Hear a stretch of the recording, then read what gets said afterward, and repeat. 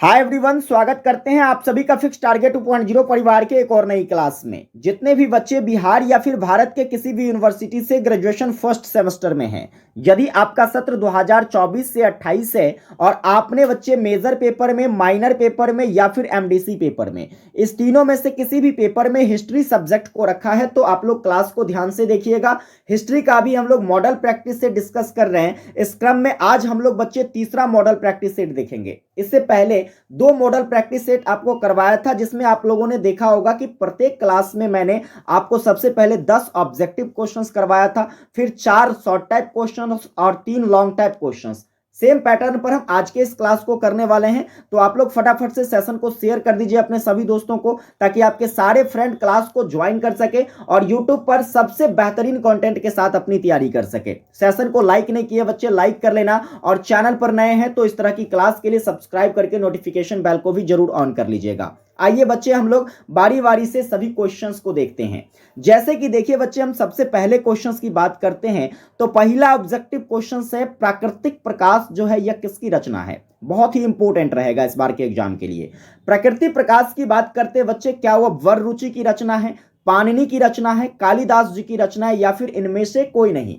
तो इसका जो करेक्ट आंसर हो जाएगा वह हो जाएगा वररुचि। प्राकृतिक प्रकाश किसकी रचना है बच्चे? आप कहोगे सर वररुचि के द्वारा यह रचना किया गया है। क्लियर है बच्चे? चलिए आगे देखेंगे। पाणिनि की एक प्रमुख रचनाओं की बात करेंगे तो आप लोग याद रखिएगा, अष्टाध्यायी जो है, अष्टाध्यायी किसकी रचना है प्यारे बच्चे? तो यह पाणिनि जी की रचना है, जो कि एक व्याकरण रचना है ना। अष्टाध्यायी नाम का व्याकरण किसके द्वारा लिखा गया है? पाणिनि जी के द्वारा लिखा गया है। इसके बाद चलिए बात करते हैं हम लोग कालिदास जी की। तो कालिदास जी की प्रमुख रचनाओं के बारे में मैंने आपको पिछली क्लास में बताया ही था। देखिए अब यहां से एक क्वेश्चन बन सकता है कि कालिदास जी के गुरु का नाम क्या था, है ना।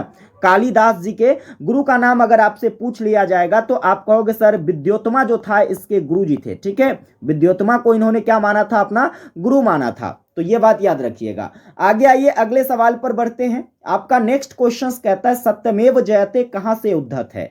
ऋग्वेद से, उपनिषद से, महोपनिषद से, या फिर आरण्य से। महोपनिषद की जगह इसको मुंडकोपनिषद कर दीजिए। ठीक है, अब देखिए यहां पर जो इसका करेक्ट आंसर आप लोग अब गेस करिए लिए होंगे, है कि नहीं। इसका जो करेक्ट आंसर हो जाएगा ये आपका ऑप्शन नंबर सी हो जाता। ठीक है, यहां पर लिख लीजिए मुंडकोपनिषद से जो है आपका क्या लिया गया बच्चे? तो मुंडकोपनिषद से आपका सत्यमेव जयते लिया गया है। क्लियर है? चलिए आगे देखेंगे। यहां से प्रश्न बन सकता है, जैसे सत्यमेव जयते का शाब्दिक अर्थ क्या होता है? सत्यमेव जयते यानी कि सत्य की ही जीत होता है। किसका जीत होता है बच्चे? सत्य की जीत होता है। ठीक है, सत्य की जीत होगा, इसका अर्थ हो जाता है। यह भी पूछा जा सकता है आपसे।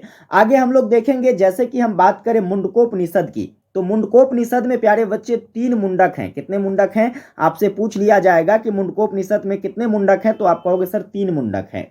इसके बाद देखिएगा, ये मुंडकोपनिषद जो है यह उपनिषद का भाग है। किसका भाग है बच्चा जी? आप कहोगे सर उपनिषद का भाग है। तो एक बार कमेंट करके आप लोग बताइएगा, मैंने आपको पहली क्लास में पढ़ाया था, कुल उपनिषद की संख्या कितनी है? फटाफट से बताना बच्चे, उपनिषदों की कुल संख्या कितनी है। इसके बाद देखिए, उपनिषद का जो शाब्दिक अर्थ होता है प्यारे बच्चे, उपनिषद का शाब्दिक अर्थ क्या होता है? तो आपका जवाब होगा सर उपनिषद का जो शाब्दिक अर्थ होता है वह होता है पास बैठना। ठीक है, किसके पास बैठना प्यारे बच्चे? तो गुरुओं के पास बैठना। ठीक है, यह हो जाता है आपके उपनिषद का शाब्दिक अर्थ। चलिए अगले सवाल की ओर बढ़ते हैं। नेक्स्ट क्वेश्चंस देखना क्या है, निम्नलिखित में से कौन पुरातात्विक स्रोत नहीं है? अब पुरातात्विक स्रोत की बात करते हैं। जैसे देखिए, प्राचीन भारत के इतिहास को जानने के मैंने आपको कई सारे स्रोत पढ़ाया था। जैसे कि सबसे पहला तो मैंने आपको साहित्यिक स्रोत पढ़ाया था, है कि नहीं। साहित्यिक स्रोत आप लोगों ने देखा था। दूसरे हम बात करते हैं तो आप लोगों ने पुरातात्विक स्रोत देखा था। इसके बाद जो हम तीसरे की बात करते हैं बच्चे, तो तीसरा जो था वो आपका वैदेशिक स्रोत था। ये 3 स्रोत के बारे में आप लोगों ने पढ़ा था, जिसके माध्यम से आप भारत के प्राचीन इतिहास के बारे में जान पाते हैं। अब देखिए, साहित्यिक स्रोत, पुरातात्विक स्रोत या फिर वैदेशिक स्रोतों की बात करें तो स्मारक जो है प्यारे बच्चे, यह स्मारक आपके किस में आ जाता है? तो पुरातात्विक स्रोत में आ जाता है। सिक्का जो है यह भी आपका पुरातात्विक स्रोत में आ जाता है। अभिलेख जो है ये भी आपके पुरातात्विक स्रोत में आ जाता है, लेकिन अथर्ववेद जो है प्यारे बच्चे, यह आपके पुरातात्विक स्रोत में ना आकर के यह आपके साहित्यिक स्रोत के अंतर्गत आ जाता है। किसके अंतर्गत आता है बच्चे? साहित्यिक स्रोत के अंतर्गत। क्योंकि देखिए अथर्ववेद एक प्रकार का वेद है, और वेद कहने का मतलब, वेद क्या है प्यारे बच्चे? वेद जो है एक प्रकार का साहित्य है। वेद क्या है प्यारे बच्चे? साहित्य है ना कि नहीं? तो यहां पर क्या हो जाएगा आपका? अथर्ववेद जो है यह साहित्यिक स्रोत हो जाएगा, यहां पुरातात्विक स्रोत नहीं होगा। इसके बाद चलिए यहां से और भी कई सारे प्रश्न बन सकते हैं। जैसे मैं आपसे पूछूं अथर्ववेद के बारे में, तो यह बच्चा जी आपका सबसे नवीनतम वेद माना जाता है। ठीक है, सबसे नवीनतम वेद कौन सा हो जाएगा? अथर्ववेद। तो आप लोग एक बार कमेंट करके बता दीजिए कि सबसे प्राचीनतम वेद कौन सा होगा। जल्दी से कमेंट करो बच्चा जी, देखते हैं कितने बच्चों का जवाब सही आता है। फटाफट से कमेंट कीजिए कि आपका जो सबसे प्राचीनतम वेद है वो कौन सा है। आगे चलिए, यहां से क्वेश्चंस बनेगा बच्चे, अथर्ववेद के रचनाकार कौन है ना? अथर्ववेद के रचनाकार के बारे में पूछा जाए तो एक ऋषि जिसका नाम था अथर्वा। क्या नाम था बच्चे? अथर्वा ऋषि के द्वारा क्या किया जाता है? तो अथर्ववेद की रचना की जाती है। इसके बाद देखिए, तो अथर्ववेद में बच्चे कौन कौन सी चीजों के बारे में जानकारी मिलती है? तो जादू टोना वगैरह के बारे में जो है बच्चे, या फिर अंधविश्वास संबंधी तथ्यों के बारे में जानकारी कहां मिलता है? आपके अथर्ववेद में मिलता है। समझ रहे हैं? चलिए अगले सवाल की ओर बढ़ते हैं। सभी इंपोर्टेंट क्वेश्चंस है, जितना क्वेश्चंस मैं आपको बता रहा हूं सारे प्रश्न इंपोर्टेंट है। क्वेश्चंस आपके पेपर में कहीं से भी बनाया जा सकता है। नेक्स्ट देखिए, क्वेश्चंस कहता है, स्टार लगाइएगा इस प्रश्न पर, नेचुरल हिस्ट्री निम्नलिखित में से किसकी कृति है? बच्चा जी नेचुरल हिस्ट्री की बात करी जा रही है, तो क्या यह टॉलमी की रचना है, प्लिनी की रचना, मेगास्थनीज की, या फिर अबुल फजल की? तो देखो टॉलमी की बात करते बच्चे, तो इनकी जो एक फेमस रचना है जिसका नाम है भारत का भूगोल। क्या नाम है बच्चे? भारत का भूगोल किसकी रचना है? तो आप कहोगे गुरुजी टॉलमी के द्वारा लिखा गया है। इसके बाद प्लिनी की बात करते हैं, तो इसके द्वारा जो है नेचुरल हिस्ट्री नाम की एक प्रमुख रचना की गई है ना? नेचुरल हिस्ट्री नाम की क्या की गई है? एक प्रमुख रचना की गई है। मेगास्थनीज साहब की बात करते हैं, तो मेगास्थनीज की एक प्रमुख रचना याद रखिएगा, इंडिका। ठीक है, इंडिका। आप लोग कमेंट करके बताना प्यारे बच्चे, मेगास्थनीज जो है यह किसके दरबार में राजदूत बनकर आया था? जल्दी से कमेंट करके बताइए। ठीक है, इसके बाद देखिए अबुल फजल जी की रचना के बारे में याद रखिएगा, आईने क्या कहते हैं? आइन ए अकबरी। ठीक है, आइन ए अकबरी बच्चे किसकी रचना है? तो आइन ए अकबरी आपके अबुल फजल जी की रचना है, जो कि आपसे पेपर में पूछा जा सकता है। समझे? चलिए आगे बढ़ते हैं। अगला सवाल को देखिएगा क्या कहता है। क्वेश्चन से बच्चा कि भारतवर्ष नाम सर्वप्रथम किस ग्रंथ से प्राप्त होता है? यानी कि जैसे कि देखिए आपको पढ़ाया था हमने भारत के कई सारे नामों के बारे में, जब मैं टॉपिक आपको करा रहा था भारत के पर्याय से संबंधित, है ना? जैसे कि आप लोगों ने देखा होगा भारत के कई सारे नाम हैं, भारत हो जाता है, भारतवर्ष हो जाता है ना? इसके बाद देखेंगे बच्चा जी तो हिंदुस्तान हो जाता है, फिर हम बात करते हैं इंडिया हो जाता है।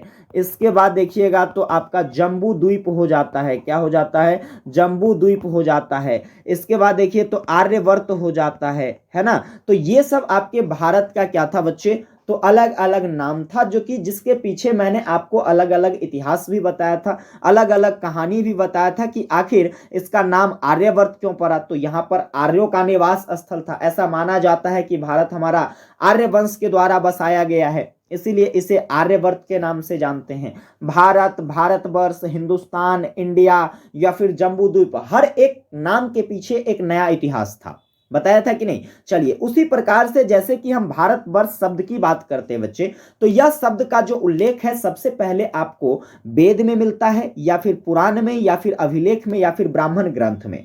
तो आपका आंसर होगा गुरुजी अभिलेख में मिलता है, क्योंकि भारतवर्ष का जो सबसे पहला प्रयोग देखने को मिला था इस शब्द का, वह आपके जो है आपके हाथी गुफा अभिलेख में देखने को मिला था बच्चे। कौन से गुफा अभिलेख में? हाथी गुफा अभिलेख में, जो कि खारवेल से संबंधित है। किससे संबंधित है बच्चे? खारवेल के हाथी गुफा अभिलेख में आप देखोगे कि सबसे पहली बार जो है यह आपके भारतवर्ष नाम का प्रयोग किया गया है। हालांकि वेद में भी इसका प्रयोग देखने को मिलता है, पुराण में भी कई सारे ब्राह्मण ग्रंथ है जिसमें भी जो है आपको भारतवर्ष शब्द का प्रयोग दिखेगा, लेकिन याद रखना सबसे पहला बार जो प्रयोग मिलता है वो कहां पर मिलता है, तो हाथी गुफा अभिलेख में, जो कि खारवेल से संबंधित है। समझे? चलिए आगे देखेंगे अगला सवाल क्या कहता है। आपका अगला सवाल है कि निम्नलिखित में से किस वेदांग की रचना जो है यह पिंगल मुनि जी के द्वारा किया गया है। अब देखो सारे वेदांग को हम एक साथ आपको पढ़ा देते हैं। टोटल वेदांगों की संख्या की हम बात करते हैं तो देखिए वेदांग की टोटल संख्या बच्चे कितने हैं, 6 हैं। वेदांग कितने हैं बच्चे, 6 है। वेद 4 गो और वेदांग के गो 6 गो। समझ गए? चलिए आगे देखिएगा वेदांग कौन कौन सा है, तो सबसे पहला है आपका शिक्षा वेदांग। कौन सा वेदांग है बच्चा जी, शिक्षा वेदांग, जिसमें आप देखोगे कि वेद के अंतर्गत जो भी मंत्र का वर्णन किया गया है तो उस मंत्र के उच्चारण से संबंधित जो नियम बनाए गए हैं, जो विधि बनाया गया है, जिसका आपको वर्णन कहां देखने को मिलता है, तो शिक्षा वेदांग में देखने को मिलता है। समझे? इसके बाद देखिए दूसरा वेदांग क्या है। दूसरा वेदांग प्यारे बच्चे आपका कल्प वेदांग है। ठीक है, अब कल्प वेदांग की बात करते हैं। इसको किसने लिखा था?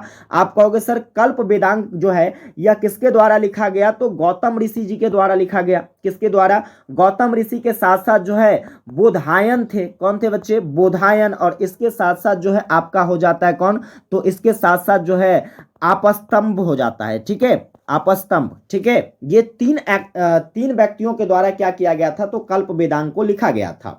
इसके बाद तीसरा वेदांग की हम बात करते बच्चे तो आपका छंद वेदांग हो जाता है ना। छंद वेदांग की बात करें तो इसको पिंगल साहब के द्वारा लिखा गया था, जो कि आपका क्वेश्चंस कहता है पिंगल मुनि के द्वारा कौन सा वेदांग लिखा गया, तो छंद शास्त्र लिखा गया था। समझ गए? तो 3 गो वेदांग हो गया। चौथा वेदांग की बात करते हैं बच्चा जी, तो देखिए चौथा वेदांग जो है आपका क्या हो जाता है, तो ये आपका हो जाता है ज्योतिष वेदांग। कौन सा वेदांग हो जाता है बच्चे? ज्योतिष वेदांग हो जाता है। और ज्योतिष वेदांग को किसने लिखा था, तो लगध मुनि ने लिखा था बच्चे। लगध मुनि के साथ साथ आर्यभट्ट और इसके साथ साथ जो है आपका बराह मिहिर। ठीक है, ये 3 व्यक्ति के द्वारा क्या किया गया था, तो आपके ज्योतिष वेदांग को लिखा गया था। इसके बाद 5वें वेदांग की बात करते हैं तो आप लोग याद रखिएगा निरुक्त वेदांग। कौन सा वेदांग बच्चे? निरुक्त वेदांग जो है यह यास्क मुनि के द्वारा लिखा गया था। किसके द्वारा बच्चे? यास्क मुनि। ये इंपॉर्टेंट है, कई बार एग्जाम में आया है, आपको याद रखना है। छठे वेदांग की बात करते हैं बच्चा जी, तो छठा वेदांग है आपका व्याकरण वेदांग। और व्याकरण वेदांग जो है यह पाणिनि जी के द्वारा लिखा गया था। ठीक है, इसीलिए पाणिनि को व्याकरण के क्या जनक के रूप में भी जाना जाता है। तो कुल मिलाकर ये 6 वेदांग को एक साथ आप लोग पढ़ लिए। अब बताओ कोनों में से क्वेश्चन पूछेगा तो आप आराम से कर लोगे कि नहीं? निश्चित कर लोगे। चलिए आगे बढ़ जाते हैं हम लोग। देखिए अगला सवाल क्या है। अगला सवाल जो है ये भी इंपॉर्टेंट रहेगा। कहता है एहोल अभिलेख जो है यह निम्नलिखित में से किससे संबंधित है। चलिए एहोल अभिलेख हरिसेन से या फिर धन्य विष्णु से, इसके बाद जो है रुद्रवा दामन से, या फिर जो है कीर्ति लता, इसको कर लीजिए। क्या कर लीजिए बच्चा जी? कीर्ति लता जी से। यहाँ पर थोड़ी सी मिसटाइपिंग हो गई है आज। ठीक है, देखिए कीर्ति लता नहीं, रवि कीर्ति कर लीजिए इसको। क्या कर लीजिए बच्चे? कीर्ति लता नहीं, रवि कीर्ति, है ना, रवि कीर्ति जी के द्वारा। तो यहां पर इसका जो करेक्ट आंसर हो जाएगा, आप कहोगे सर एहोल अभिलेख जो है यह रवि कीर्ति जी के द्वारा लिखा गया है। रवि कीर्ति जो कि जैन धर्म के वो कवि थे। कौन से धर्म से संबंधित थे रवि कीर्ति बच्चे? जैन धर्म के एक कवि थे रवि कीर्ति जी, जिनके द्वारा जो है एहोल अभिलेख लिखा गया। अब एहोल अभिलेख की अगर हम बात करते हैं तो देखो यहां पर बहुत सारा क्वेश्चन बनेगा। जैसे एहोल अभिलेख कौन भाषा में लिखा गया, तो आप कहोगे सर एहोल अभिलेख को संस्कृत भाषा में लिखा गया। ठीक है, इसके बाद देखिएगा तो यहां से क्वेश्चन पूछा जा सकता है एहोल अभिलेख में किसका वर्णन देखने को मिलता है, तो आप कहोगे सर एक राजा था जिसका नाम था राजा पुलकेशिन। क्या नाम था बच्चे? इसका नाम क्या था? राजा पुलकेशिन। और इसके बाद जो है एक और शासक था जिसका नाम था हर्षवर्धन। क्या नाम था बच्चे? हर्षवर्धन। तो देखिए राजा पुलकेशिन और हर्षवर्धन के बीच में जो युद्ध होता है ना, उसका वर्णन आपको कहां पर देखने को मिलता है, तो एहोल अभिलेख में देखने को मिलता है। इसके साथ साथ एहोल अभिलेख में आप कहोगे सर कालिदास के बारे में भी चर्चा किया गया है। कालिदास जो कि एक महान कवि थे, उसके बारे में भी बच्चे जो है आपको एहोल अभिलेख में चर्चा देखने को मिलती है। तो ये सब बात आप लोग एहोल अभिलेख से रिलेटेड याद रखिएगा। आगे बढ़ते हैं, नेक्स्ट क्वेश्चंस देखिएगा। अगला सवाल है कि आधुनिक काल में ब्राह्मी लिपि को सर्वप्रथम किसके द्वारा पढ़ा गया था। ठीक है, चलिए देखिए ब्राह्मी लिपि की बात हो रही है। यह हमारे भारत में बहुत सारे लिपियों की जननी मानी जाती है प्यारे बच्चे, है कि नहीं? काफी सारी लिपियों का जननी कौन सा माना जाता है? ब्राह्मी लिपि माना जाता है। इसके बाद ब्राह्मी लिपि को हम लोग कैसे लिखते हैं? आप कहोगे सर ब्राह्मी लिपि को जो है बाईं से दाईं लिखा जाता है। कैसे लिखा जाता है? बाईं से दाईं ओर जो है इसको लिखा जाता है। इसके बाद देखिए कहा जाता है कि ब्राह्मी लिपि को सबसे पहली बार जो है आधुनिक समय में किसने पढ़ा था?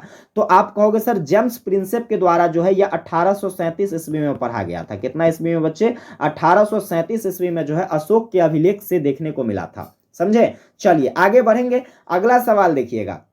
आपका अगला सवाल कहता है कि किसे वर्तमान में वाराणसी के नाम से जाना जाता है? यानी कि ऐसा कौन सा क्षेत्र है, जैसे कि तक्षशिला हो जाता है, नालंदा हो जाता है, काशी हो जाता है या विक्रमशिला हो जाता है, इसमें से कौन सा ऐसा क्षेत्र है जिसको अभी जो है वर्तमान में वाराणसी के नाम से जाना जाता है? तो आप कहोगे सर काशी को जाना जाता है, नहीं कहते हैं काशी बनारस, है कि नहीं? तो यहां पर काशी को जो है अभी वर्तमान में वाराणसी के नाम से जाना जाता है। समझे कि नहीं? चलिए अगले सवाल की ओर बढ़ते हैं, जो कि 10वां ऑब्जेक्टिव क्वेश्चन से कहता है उदंतपुरी विश्वविद्यालय की स्थापना जो है यह किसने किया था? ठीक है, उदंतपुरी विश्वविद्यालय की स्थापना जो है यह किसने कराया था? यह भी इंपॉर्टेंट क्वेश्चन है, आपको याद रखना है। जैसे कि देखिए ऑप्शन है धर्मपाल, गोपाल, इसके बाद वत्सराज या फिर गोविंदराज। तो इसका बच्चे सिंपल आंसर हो जाएगा उदंतपुरी विश्वविद्यालय जो है, उदंतपुरी विश्वविद्यालय, यह पाल वंश के एगो राजा थे जिसका नाम था क्या? तो गोपाल नाम था, है ना? पाल वंश के राजा गोपाल के द्वारा क्या किया गया था? तो उदंतपुरी विश्वविद्यालय की स्थापना कराई गई थी।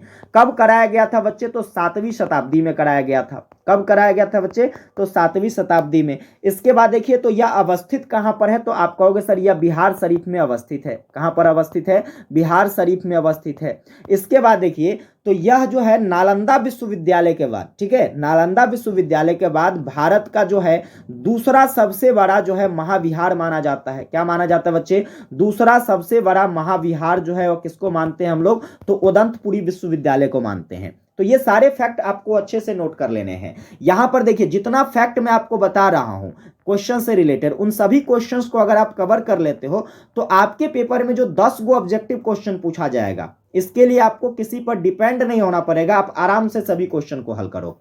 आगे देखिए, आगे बढ़ते हैं। देखिएगा ग्रुप नंबर बी में, ग्रुप नंबर बी की हम बात करते हैं बच्चे, तो यहां पर पेपर में जो है आपसे शॉर्ट टाइप क्वेश्चंस पूछा जाता है। अब आपको 5 से 6 क्वेश्चंस पूछेगा जिसमें से 4 गो क्वेश्चन बनाना है। तो देखिए इसके लिए हम कौन कौन सा क्वेश्चन आज करने वाले हैं। यह सारे प्रश्न जो है आपके यूनिट नंबर 3 से रिलेटेड होगा, है ना? मैं आपको यूनिट बाय यूनिट सारा जो इंपॉर्टेंट क्वेश्चन है वो करवा रहा हूं, ताकि आपके पेपर में कहीं से भी कोई क्वेश्चन पूछेगा ना तो आप इजीली कर पाओगे। जैसे कि बच्चे देखिए सबसे पहले क्वेश्चन की हम बात करते हैं आज, तो हिंदू धर्म की कोई 5 विशेषताओं को लिखिए। बड़ा इंपॉर्टेंट क्वेश्चन है हिंदू धर्म। हालांकि इसमें जो है आपको हिंदू धर्म की जगह मुस्लिम धर्म भी पूछ लिया जा सकता है कि नहीं? इसके बाद जो है सिख ईसाई कोनो पूछल जा सकता है, क्योंकि धर्म की बात है। तो वैसे तो आपको क्या करना है, सभी धर्म की विशेषताओं के बारे में जानकारी रखनी है। फिलहाल मैं गेस करता हूं भाई साहब आपके लिए कि हिंदू धर्म की विशेषताएं आपसे पूछी जा सकती है। तो अगर हम बात करते हैं बच्चे हिंदू धर्म की, तो आपको पता है कि हिंदू धर्म जो है प्यारे बच्चे, यह हमारे भारतवर्ष में इसका क्या होता है, एक तरीके से जन्म होता है। और आज नहीं, यह बहुत पहले से, एक समय वैदिक युग की बात करते हैं, उसी समय से जो है यह काफी चर्चामयी रहा है। और इस सब के आधार पर हम अपने भारत को जो है हिंदुओं का राष्ट्र भी कहते हैं कि नहीं? तो उसी आधार पर हम बात करेंगे। देखिए वेदों का मूलभूत आधार ग्रहण करने के कारण जो है इसको क्या कहा जाता है, तो सनातन धर्म या वैदिक धर्म भी कहा जाता है। जो हमारा हिंदू धर्म है, इसमें देखिएगा आपकी जो भी हिंदू धर्म के लोग होते हैं वह वेदों का जो है क्या करते हैं, अध्ययन करते हैं, या फिर वेद से रिलेटेड है, जुड़े हुए हैं। इसीलिए इस धर्म को सनातन धर्म की संज्ञा दी जाती है, या इसे वैदिक धर्म के नाम से भी जाना जाता है। साथ में हिंदू धर्म जो है यह किसी एक प्रवर्तक हिंदू या धर्म ग्रंथ के नाम पर विकसित न होकर के बहुआयामी एवं अनेक पद्धतियों से परिपूर्ण है। इसके कहने का मतलब यह है कि जैसे देखिए हिंदू धर्मों की अगर हम बात करते हैं, तो हिंदू धर्म जो है किसी एक प्रवर्तक, जैसे मान लीजिए काफी सारे ऐसे धर्म हैं, जैसे आपका जो है बौद्ध धर्म हो जाता है, है कि नहीं। तो बौद्ध धर्म के बारे में आप जानते हैं कि कौन से बौद्ध धर्म के संस्थापक कौन थे, फटाफट से आप लोग कमेंट करके बताइएगा बौद्ध धर्म के संस्थापक कौन थे। इसके बाद जैसे कि देखिए जैन धर्म है, तो प्यारे बच्चे जैन धर्म आपके महावीर स्वामी, तो किसी एक संस्थापक को लेकर के चलते हैं। हालांकि जैन धर्म में और भी बहुत सारे तीर्थंकर, 24 गो तीर्थंकर हुआ, लेकिन मूल रूप से माना जाता है कि जो है महावीर स्वामी के द्वारा क्या किया जाता है, तो जैन धर्म की स्थापना की जाती है कि नहीं। तो इस आधार पर हम कह सकते हैं कि हमारा जो हिंदू धर्म है, या हमारा हिंदू धर्म किसी एक प्रवर्तक को नहीं मानता है, किसी एक ग्रंथ को नहीं मानता है। इसमें आप देखोगे बहुत सारे प्रवर्तक है, काफी सारे देवी देवताएं, जैसे कि मान लीजिए आपके शंकर भगवान हो जाते हैं, आपके जो है शंकर भगवान के साथ साथ आपके ब्रह्मा जी हो गए, आपके विष्णु जी हो गए, है कि नहीं। इस तरीके से आप देखोगे कि बहुत सारे जो है आपके इस हिंदू धर्म में देवी देवता है। उसके साथ साथ जो है आपको बहुत सारे ग्रंथ भी देखने को मिलते हैं जो कि धार्मिक ग्रंथ हैं। जैसे मान लीजिए आपका वेद हो जाता है, रामायण हो जाता है, महाभारत हो जाता है कि नहीं। ये सब आपके हिंदू धर्म का क्या है बच्चे, तो एक ग्रंथ के रूप में जाना जाता है, समझ गए। तो इस तरीके से हमारा जो हिंदू धर्म हो जाता है, यह बहुआयामी पद्धतियों पर आधारित है। इसके बाद देखिए बच्चे, तो हिंदू धर्मों की बात करें तो इसमें आपको देखने को मिलेगा वेद, उपनिषद, पुराण, इतिहास, महाकाव्य, फिर नीतियां, इसके बाद जो कई सारे जो है सूत्र हैं, इसके बाद टीकाओं, भाष्यों, इन सभी की विविधताओं को शामिल करके जो है एक हिंदू धर्म बनाया गया है। हिंदू धर्म में बच्चे ये सारा चीज देखने को मिलता है, वेद हो, उपनिषद हो, पुराण हो, ऐतिहासिक घटनाक्रम हो, इस सभी की व्याख्या जो है आपको हिंदू धर्म ग्रंथ में देखने को मिलती है और हिंदू धर्म में देखने को मिलता है।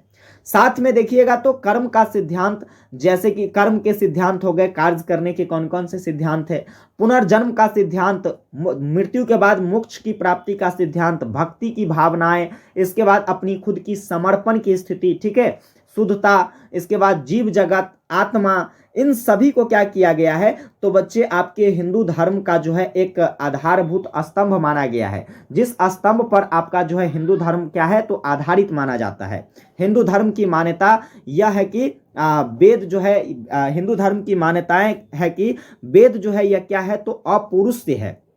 अपौरुष से कहने का मतलब इसमें केवल पुरुष के बारे में ही चर्चा नहीं किया गया है, इसमें स्त्रियों के बारे में भी आपको चर्चा देखने को मिलती है, ठीक है। तो हिंदू धर्म का ऐसा मानना है। इस प्रकार से आप लोग बच्चे जो है आप क्या कर सकते हो, हिंदू धर्म की 5 विशेषताओं के बारे में लिख सकते हो। मैं उम्मीद करूंगा कि आप लोगों को हिंदू धर्म की विशेषताएं जो है यह समझ में आ गया होगा। एक बार आप लोग कमेंट करके बताइएगा फटाफट से, क्या आप लोगों को हिंदू धर्म की विशेषताएं समझ में आया। चलिए आगे देखेंगे बच्चा जी, अगला सवाल, स्टार लगाइए, जय गो स्टार लगाना है तई गो स्टार लगा लो। इस बार ये क्वेश्चन पक्का पेपर में पूछेगा, आप कोनो यूनिवर्सिटी के बच्चा हैं। जैसे कि देखिए क्वेश्चन कहता है खालसा पंथ के बारे में लिखिए। अब खालसा पंथ की बात करते हैं तो ये होता क्या है भाई, खालसा पंथ ये है क्या। तो एक तरीके से आप इसको खालसा पंथ को एक नियम के तौर पर भी देख सकते हो। किसके तौर पर देख सकते हो बच्चे, एक नियम के तौर पर देख सकते हो। देखिए खालसा पंथ जो है इसकी स्थापना सिख धर्म के जो है 10वें गुरु, जिसका नाम था गुरु गोविंद सिंह, सिख धर्म के 10वें गुरु का नाम कौन क्या था, गुरु गोविंद सिंह थे। और इसके द्वारा क्या किया जाता है, तो खालसा पंथ की स्थापना करी जाती है। खालसा शब्द जिसका जो है अर्थ क्या होता है, तो शुद्ध होता है। यह फारसी का एक शब्द है, फारसी के एक शब्द खलिस से बना हुआ है और खलिस का अर्थ होता है शुद्ध, इसलिए खालसा का भी अर्थ क्या हो जाएगा, शुद्ध हो जाएगा। इसका जो स्थापना है यह 9 अप्रैल 1699 ईस्वी को पंजाब के जो है आनंदपुर साहिब में बैसाखी के दिन किया जाता है। पंजाब में जो है बैसाखी एक पर्व होता है, इसी पर्व के दिन जो है क्या किया जाता है, तो गुरु गोविंद सिंह के द्वारा 9 अप्रैल 1699 ईस्वी को क्या किया जाता है बच्चे, तो खालसा पंथ की स्थापना करी जाती है। और जब 1699 ईस्वी में खालसा पंथ की स्थापना होती है तो इसके पीछे के जो मकसद थे, इसके पीछे का मकसद बस साफ था कि उसको जो है सिख धर्म की रक्षा करना, और इसके बाद जो है बच्चे सिख धर्म की रक्षा करने के साथ साथ सभी को जो है समानता का अवसर प्रदान करना था, ठीक है। खालसा पंथ किस उद्देश्य से स्थापित किया गया, तो पहला बात तो भाई साहब सिख धर्म को क्या करो, सिख धर्म को जो है रक्षा करो, ठीक है, क्योंकि ये सिख धर्म से संबंधित था, तो सिख धर्म की रक्षा करने के लिए इस पंथ की स्थापना की गई। इसके बाद सिख धर्म से संबंधित जो भी लोग थे उसको एक समान दृष्टिकोण से देखना, यह इसका जो है प्रमुख उद्देश्य माना जाता है। इसके साथ साथ इसका और भी कई सारा उद्देश्य था, जैसे कि सिखों को एक सैनिक के रूप में संगठित करना, ठीक है। इसीलिए देखते होंगे कि गुरु गोविंद सिंह जी का जो है एक स्टेटमेंट जो है काफी फेमस है, 1.25 लाख से 1 लड़ाऊं, है ना, सवा लाख से एक लड़ाऊं मतलब एक व्यक्ति जो कि मेरे अंदर जो है सवा लाख लोगों से भी लड़ने की क्या है क्षमता है। ये गुरु गोविंद सिंह जी का स्टेटमेंट था। अरे यार वो फिल्म ना देखे हो गदर, गदर 2, उसमें ना देखते हो एकदम सनी देओल किस तरीके से कहता है, हाँ एकदम खतरनाक, सवा लाख से एक लड़ाऊं तबे गोविंद सिंह नाम कहाऊं, है कि नहीं, इस तरीके का कुछ स्टेटमेंट है बच्चे। तो वही गोविंद सिंह जी कहते हैं। गुरु गोविंद सिंह जी का उद्देश्य जो है खालसा पंथ की स्थापना को लेकर बस यही था कि हम सिखों को क्या करें, तो एक सेना के रूप में तैयार करें। ठीक है, इसलिए उन्होंने क्या किया, तो खालसा पंथ के सदस्यों को 5 के, यानी कि जिसको पंजर ककार कहा जाता है, क्या कहा जाता है बच्चे, पंच ककार कहा जाता है, इसका पालन करना जो है अनिवार्य कर दिया था। अब ये पंच ककार क्या है, जरा इस पर बात करते हैं। तो देखिए पंच ककार प्यारे बच्चे जो है यह आपका इसमें आ जाता है, एक केस आ जाता है, एक करा आ जाता है, एक कच्छा आ जाता है, एक कृपान आ जाता है और एक कंघा आ जाता है। ये देखते होगे पंजाबी सब जो भी ज्यादातर अक्सर देखोगे कि बड़ी बड़ी जो है केस रखते हैं, जो भी सिख धर्म से संबंधित है वो बड़े बड़े क्या रखते हैं, केस रखते हैं, बाल रखते हैं। इसके बाद जो करा, करा कहने का मतलब नहीं, देखते हो हाथ में जो है वो एकदम बल्ला टाइप, बल्ला जो होता है, ठीक है, हाथ में जो बैंगल होता है बल्ला, वो एकदम कड़ा पहने रहता है। इसके बाद देखिएगा कच्छा, ठीक है, कच्छा यानी कि जो पहलवान वगैरह पहनता था कुछ उस टाइप का। और इसके बाद कृपान, कृपान जो कि लड़ाई करने के लिए होता है। और कंघा, कंघा यानी कि कंघी, है ना। तो ये 5 चीज जो है, जो भी आपके इस खालसा पंथ के सदस्य थे उन सभी के लिए ये अनिवार्य कर दिया। और इसके बाद जो है इन्होंने नारा दिया कि राज करेगा खालसा। क्या करेगा बच्चे, राज करेगा खालसा का नारा देते हुए क्या किया, तो लोगों को खालसा पंथ के तहत जो है क्या किया, तो सैनिक के रूप में संगठित करने का प्रयास किया।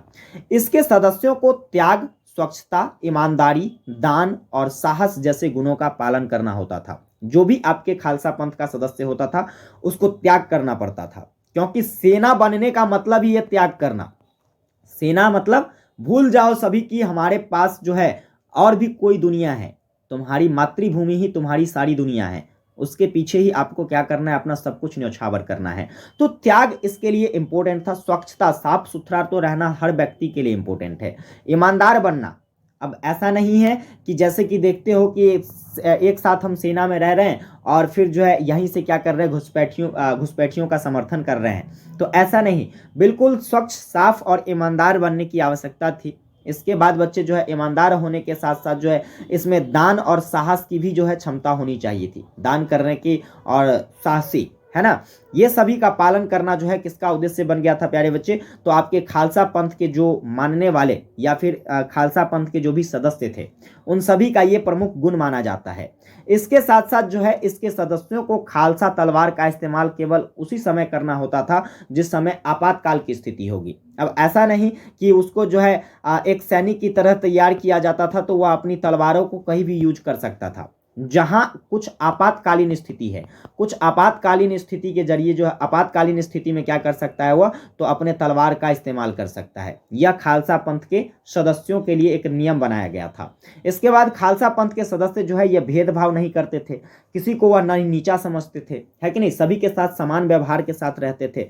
और खालसा पंथ के जो भी सदस्य थे वह उत्पीड़कों की क्या करते थे, रक्षा करते थे। जो भी मतलब कष्ट में है या फिर किसी की जो है स्थितियां सही नहीं लग रही है, तो वैसे स्थिति में जो है खालसा पंथ के सदस्य उसकी मदद किया करते थे, जरूरतमंदों की मदद किया करते थे। तो जब आपसे पेपर में खालसा पंथ के बारे में पूछा जाएगा तो बताइएगा आप लोग कमेंट करके, क्या आप लोग खालसा पंथ के बारे में लिख सकते हैं? बिल्कुल लिख सकते हैं। आपको कुछ पॉइंट सिर्फ याद रखने हैं, खालसा पंथ की स्थापना किसने किया, कब किया, किस उद्देश्य से किया, बस इतना चीज याद रखिए, कहानी खत्म है। आगे आइए, हम लोग आगे बढ़ते हैं। चौथा सवाल देखिएगा बच्चे, जो है आपका आस्तिक एवं नास्तिक दर्शन में क्या भेद है। आस्तिक और नास्तिक दो गो शब्द है, अगर इस दोनों शब्द को समझ जाते हो तो कहानी खत्म। आस्तिक का मतलब क्या होता है प्यारे बच्चे, आस्तिक का सीधा सीधा मतलब है जो ईश्वर में विश्वास रखता हो उसको हम लोग आस्तिक कहते हैं, और इसका जस्ट उल्टा जो ईश्वर में विश्वास नहीं रखता हो उसको हम लोग नास्तिक कहते हैं। तो सीधा से बात समझ जाइए कि जो ईश्वर में विश्वास रखेगा यानी कि आत्मा के अस्तित्व को स्वीकार करेगा, ठीक है, अर्थात आस्तिक का जो शाब्दिक अर्थ हो जाता है आत्मा के अस्तित्व को क्या करना बच्चे, स्वीकार करना, ठीक है। आत्मा के अस्तित्व को सबसे पहले जो है यह कहाँ स्वीकार किया गया था, वैदिक साहित्यों में स्वीकार किया गया था। और ऐसा माना गया था कि संसार जो है यह प्रत्यय और पदार्थ के संयोग से बना हुआ है। किससे बना हुआ है, प्रत्यय और पदार्थ के संयोग से बना हुआ है। समझ गए। आस्तिक दर्शन के प्यारे बच्चे आपको 6 गो भाग देखने को मिलेगा, जिसमें आप देखोगे सबसे पहले न्याय दर्शन, फिर वैशेषिक दर्शन, सांख्य दर्शन, योग दर्शन, मीमांसा दर्शन, वेदांत दर्शन। ये 6 गो दर्शन किसका है प्यारे बच्चे? तो आप कहोगे सर ये 6 दर्शन जो है आपका हो जाता है, यह किसके हैं? तो आपके आस्तिक दर्शन के। समझ गए। चलिए आगे देखेंगे बच्चा जी। तो अगला है आपका नास्तिक दर्शन। तो नास्तिक दर्शन के बारे में बताए ही हैं कि नास्तिक दर्शन एक प्रकार का वैसा दर्शन है जो आपको बताता है कि ईश्वर में विश्वास का कोई अस्तित्व ही नहीं है। वैसा दर्शन जिसमें ईश्वर के अस्तित्व पर विश्वास नहीं किया जाता है उसको हम लोग नास्तिक दर्शन कहते हैं। इसमें भी जो है बच्चे आपको 6 गो दर्शन देखने को मिलेगा। अब वो 6 गो दर्शन कौन कौन सा है? तो सबसे पहला तो आप याद रखोगे चारवाक या फिर लोकायत दर्शन। इसके बाद जो है महात्मा बुद्ध का माध्यमिक दर्शन, फिर जैन दर्शन, इसके बाद योगाचार दर्शन, इसके बाद जो है सैद्धांतिक दर्शन है, और इसके बाद जो है आपका हो जाएगा वैभाषिक दर्शन। क्या हो जाएगा बच्चे? वैभाषिक दर्शन। ये 6 गो दर्शन याद रखिएगा जो कि नास्तिक दर्शन के अंतर्गत आता है। समझे कि नहीं? तो आप लोग इस प्रकार से जो है आस्तिक और नास्तिक दर्शन में अंतर कर सकते हो कि नहीं कर सकते हो? कमेंट करके बताइएगा बच्चे। चलिए अगले सवाल की ओर बढ़ते हैं, और ये लल्लन टॉप क्वेश्चन है प्यारे बच्चे, है ना? लल्लन टॉप पक्का छपने वाला सवाल। जैसे कि क्वेश्चन कहता है वसुधैव कुटुंबकम के सिद्धांत को समझाइए। अब वसुधैव कुटुंबकम ये क्या है, जरा इस पर चर्चा करते हैं। तो भाई वसुधैव कुटुंबकम जो है हमारे भारतवर्ष की क्या है, तो एक प्रकार से कहे तो प्रणाली मानी जाती है। आप देखते हो ना कि हमारे यहाँ जो है हर व्यक्ति एक अतिथि के समान होता है। किसके समान होता है बच्चे? अतिथि के समान, कुटुंब के समान होता है। तो यहाँ पर वसुधा का मतलब धरती होता है, वसुधा का मतलब धरती होता है, और कुटुंब का मतलब क्या होता है? मेहमान होता है। तो धरती पर जो भी व्यक्ति रहते हैं यह एक मेहमान स्वरूप है, अर्थात जो पूरा धरती है एगो परिवार के तरह है। किसके तरह है बच्चे? पूरा धरती किसके तरह है? परिवार के तरह। अब देखो इसके सिद्धांतों की बात करते हैं तो इसमें आपको 7 गो सिद्धांत देखने को मिलेगा। जैसे कि हम बात करें एक नई विश्व व्यवस्था का निर्माण करना, यह इसके सिद्धांत के अंतर्गत आता है। एक नई विश्व व्यवस्था कहने का मतलब यह है कि वसुधैव कुटुंबकम जो है एक प्रकार से जो है यहाँ पर ऐसी भावनाएं विकसित होती है जो हमें बताता है कि पूरा विश्व जो है क्या है बच्चे? तो पूरा विश्व जो है हमारा एक परिवार है। पूरा विश्व क्या है बच्चे? हमारा एक परिवार है, और इसका हमेशा से उद्देश्य रहा है कि हम पूरे विश्व को एक परिवार बनाकर चले, एक विश्व की व्यवस्था को जो है सैद्धांतिक तौर पर जो है सभी के बीच में लागू करें। समझ गए ना? तो इस तरीके से जो है बच्चे आप लोग यहाँ पर एक नई विश्व व्यवस्था के निर्माण के बारे में यहाँ पर याद रख सकते हैं। इसके बाद आप देखोगे कि इसमें एकता के सिद्धांत को भी अपनाया गया है, क्योंकि देखिए अब पूरा विश्व एगो परिवार कब बन सकता है? पूरा विश्व एगो परिवार तभी बनेगा जब सब में एकता का सामंजस्य होगा, है कि नहीं? एकता का सामंजस्य जब तक नहीं होगा बच्चे, तब तक जो है पूरा विश्व कभी भी एगो परिवार नहीं बन सकता है। इसके साथ देखोगे तो इसमें स्वीकृति और सहिष्णुता का भी सिद्धांत देखने को मिलता है। तो स्वीकृति और सहिष्णुता के सिद्धांत की बात करेंगे तो आप देखोगे कि जो भी सामाजिक व्यवस्थाएं होती है या फिर किसी देश के बीच में कोई भी धार्मिक सहमति होता है या फिर कोई भी संबंध होता है, उसके बीच में तालमेल स्थापित करना जो है यह स्वीकृति और सहिष्णुता का क्या है? तो सिद्धांत माना जाता है। चाहे कोई भी देश हो, कोई भी समाज हो। अब देखो एगो समाज में रहने वाला व्यक्ति हो चाहेगा तो कोई भी धर्म अपना सकता है। अब उसकी धार्मिक सहमति पर हम बिल्कुल भी क्या कहते हैं कोई भी तंज नहीं कह सकते हैं, यह तो उसकी स्वतंत्रता है कि नहीं? तो हमको क्या करना होगा? तो उस सभी के साथ जो है अपना तालमेल कायम करके रखना होगा। यही आपके स्वीकृति और सहिष्णुता का क्या माना जाता है? सिद्धांत माना जाता है। इसके बाद देखेंगे जाति और सम्मान की तीसरा सिद्धांत। अब जाति और सम्मान की बात करते देखिए तो भारत में आप देखोगे कि काफ़ी सारी जातियां हैं, है कि नहीं? भारत में काफ़ी सारी जातियां हैं, विश्व में काफ़ी सारी जातियां हैं, काफ़ी सारे धर्म हैं बच्चे, है ना?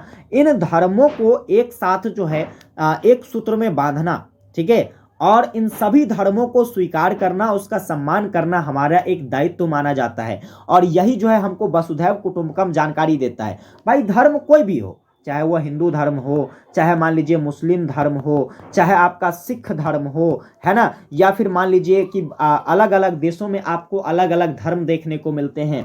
उन सभी धर्मों की मान्यताएं जो है ये समान होती है। हमें किसी धर्म की कोई भी अवहेलना नहीं करनी चाहिए या उस पर कोई टीका टिप्पणी नहीं करनी चाहिए।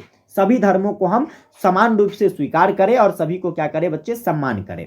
इसके बाद प्रेम का सिद्धांत भी बहुत जरूरी है। वसुधैव कुटुंबकम पूरे संसार को एक परिवार बनाने के लिए प्रेम की परिस्थितियां तो प्यारे बच्चे बहुत जरूरी है, क्योंकि प्रेम से ही जो है क्या किया जा सकता है? शांति व्यवस्था को कायम किया जा सकता है। है कि नहीं। और जब हम लोग शांति व्यवस्था के साथ अपना जीवन यापन करेंगे तभी तो एक साथ परिवार में सही से रह पाएंगे। अगर शांति नहीं होता है तो एगो परिवारों में लोग जो है प्रेम से नहीं रह पाता है कि नहीं। चलिए आगे देखेंगे बच्चा जी, अगला हम देखेंगे तो वह है आपके अहिंसा का सिद्धांत। अब देखो अहिंसा के सिद्धांत की बात करते हैं तो अहिंसात्मक भाव का होना तो बिल्कुल गलत है। किसी के साथ आप अहिंसा नहीं करें, है ना। अहिंसा करना एक बहुत गलत धारणाएं हैं। सभी के साथ मिलजुल कर रहें। आप देखते होंगे प्यारे बच्चे, एक जानवर को देखोगे, एक कुत्ता को देखो, है ना, कुत्ता तो जानवर है ना, कुत्ता को देखोगे कि ये कहीं भी नहीं रहेगा, अपने झुंडे में रहेगा, है ना, कुत्ते की श्रेणी में। लेकिन मानव की बात करते हैं तब मानव अपना झुंड में नहीं रहेगा, भाई भाई के साथ जो है लड़ता रहता है कि नहीं। भाई जो है भाई के साथ लड़ता रहता है, पड़ोस आस पड़ोस में किसी से कोई तालमेल, कोई सामंजस्य नहीं। तो भैया बताओ, तुम बेहतर कि तुमसे कुत्ता बेहतर है? तुमसे कुत्ता बेहतर है, जानवर बेहतर है, जो अपने जातियों के साथ कम से कम तालमेल के साथ तो रहता है कि नहीं। तुम तो अपने जाति के साथ भी तालमेल के साथ रहने को तैयार नहीं हो। तो इसीलिए जो है यहाँ पर अहिंसात्मक भाव नहीं होनी चाहिए, सभी के साथ मिलजुल कर रहेंगे, है कि नहीं। तभी जो है प्यारे बच्चे क्या हो सकता है, तो वसुधैव कुटुंबकम, पूरे संसार को एक परिवार बनाया जा सकता है। आप ऐसा अपने अंदर एक ऐसी विशेषता रखो जिसमें आप देखने को मिलेगा ये कि ना तो आपको देखकर कोई व्यक्ति डरे, हाँ, और ना ही आप किसी को देखकर डरिए। बस ये स्टेटमेंट महात्मा गांधी जी ने भी कहा था। महात्मा गांधी जी ने कहा था कि जो शांत व्यक्ति है, शांत व्यक्ति जो होता है वह संपूर्ण परिवार को, संपूर्ण संसार को एक परिवार मानता है। वह ना तो किसी से डरता है और ना ही जो है उससे कोई व्यक्ति डरता है। यह स्टेटमेंट महात्मा गांधी जी का कहना था। आगे देखेंगे बच्चा जी, तो आगे जो है 7वां इसका सिद्धांत क्या हो जाता है, वह है विनिमय का सिद्धांत। अब विनिमय का सिद्धांत कहने का मतलब क्या होता है? विनिमय, विनिमय मतलब एक जगह से दूसरे जगह जाना, है ना, विनिमय, समझ गए। विनिमय के सिद्धांत की बात करते हैं तो देखिए आपको इसके लिए संवाद जो है बच्चे, संवाद जो है ये सबसे बड़ा विनिमय का साधन बन सकता है, माध्यम बन सकता है। कहोगे क्यों? तो संवाद कहने का मतलब बातचीत, और बातचीत के दौरान ही जो है बच्चे हम लोग किसी धर्म की समझ को बता सकते हैं किसी को, है ना, या फिर मान लीजिए किसी धर्म की आस्था के प्रति हम लोगों के बीच में अपना बात रख सकते हैं, या फिर अपनी संस्कृति को हम लोग संवाद के जरिए ही आगे बढ़ा सकते हैं।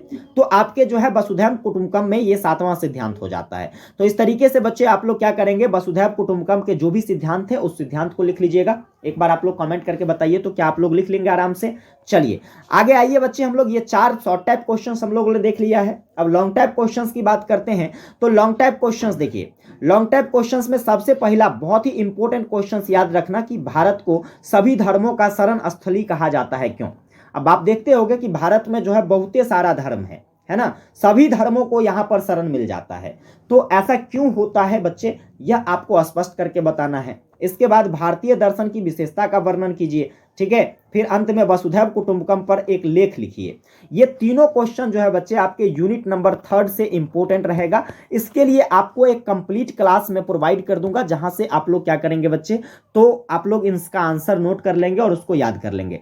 समझ गए? तो इस तरीके से देखा आप लोगों ने, क्या देखा आज, जो भी आपको ऑब्जेक्टिव क्वेश्चंस करना था, जो भी आपको शॉर्ट टाइप क्वेश्चंस करने थे, और जो भी आपके लिए इंपॉर्टेंट लॉन्ग टाइप क्वेश्चंस रहने वाला है, उन सभी क्वेश्चंस को हमने डिस्कस कर दिया है। अब आप लोग बताइएगा बच्चे कमेंट करके कि आप लोगों को आज की क्लास लगी कैसे, है ना। अगर ये सभी चीजें आपको अच्छे से समझ में आ गया है तो एक बार कमेंट करके बताना कि गुरुजी आज की क्लास जो है जानदार शानदार रही है। एक बार फटाफट से आप लोग कमेंट कर दीजिए। अगर ये सारी चीजें आपको अच्छे से क्लियर है प्यारे बच्चे, तो आप लोगों से रिक्वेस्ट रहेगा कि आप लोग जो है सेशन को ज़्यादा से ज़्यादा फ्रेंड्स के बीच शेयर कीजिए। पूरे भारत के अंदर जो भी यूनिवर्सिटियां हैं, उन सभी यूनिवर्सिटी के बच्चों के पास अगर क्लास किसी का दिखना चाहिए तो वो फिक्स टारगेट 2.0 का क्लास दिखना चाहिए। और ऐसा आप ही कर सकते हो, मैं कुछ नहीं कर सकता, मैं तो आपके लिए मेहनत कर सकता हूं। तो आप लोग दबा के शेयर करो। सेशन को लाइक नहीं किए बच्चे, लाइक तो जरूर कर लेना। लाइक में बड़ा कंजूसी करते हो तू लोग यार, लाइक करो, थोड़ा सा मोटिवेट हमको भी रखो, है कि नहीं। लाइक करो, और इसके बाद जो है चैनल पर आप भी नए हैं तो सब्सक्राइब करके नोटिफिकेशन बेल को जरूर ऑन कर लीजिएगा, ठीक है। विशेष मुलाकात करते हैं आप लोगों के साथ नेक्स्ट सेशन में, तब तक के लिए जय हिंद।